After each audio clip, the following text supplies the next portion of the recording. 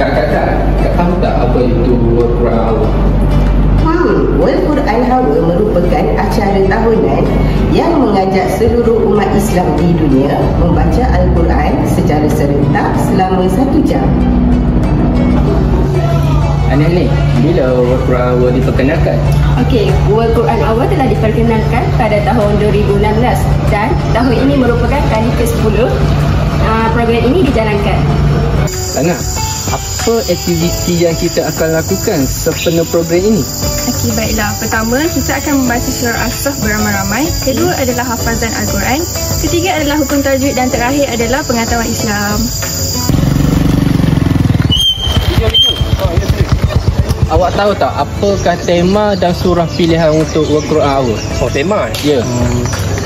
Tema untuk kali ini ialah Saving the Ummah. Dan surah pilihan untuk kali ini ialah As-Saff. World Quran Hour, Saving the